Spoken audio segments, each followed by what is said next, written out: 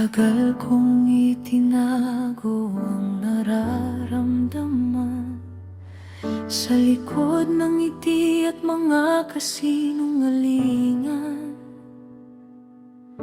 Akala ko'y mas ligtas ang hindi magsabi kaysa ipakita ang pusong naghihintay sa'yo palagi. Ngunit dumating ang oras na napagod na ako sa pagtatago ng tunay na laman ng puso ko.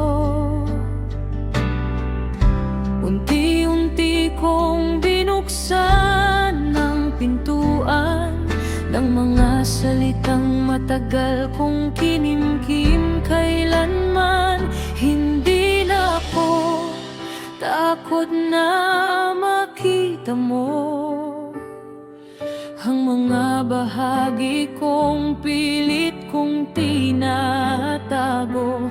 Kung sakaling masaktan, tatanggapin ko, dahil ang pagiging totoo ang gusto kong piliin ngayon.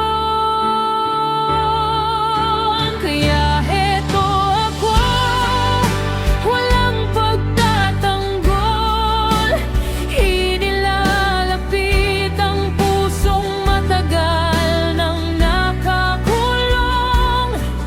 Kung marinig mo man ang tahimik kong iyak, sana'y maintindihan mo ang puso kong tapat.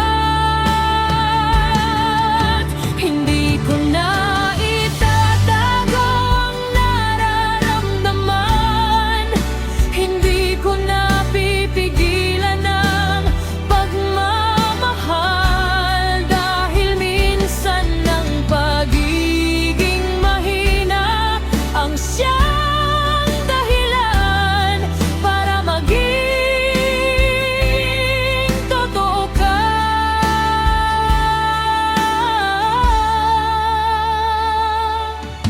Natuto akong hindi lahat kailangang itago, hindi lahat ng sugat kailangang sarilinin sa mundo.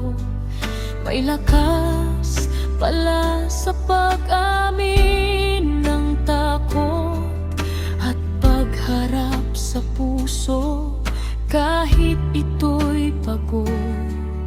Sa bawat salitang dati kong kinakatakutan, ngayon ay nagiging tulay ng pagkakaunawaan. Dahil ang puso kapag tunay na nagsasalita ay may pag-asang muling makaramdam ng saya. Kung tatanggapin mo ako ng buong pagkatao, kasama ang pangamba at kahinaan ko, hindi man ako perpekto sa paningin mo. Ang mahalaga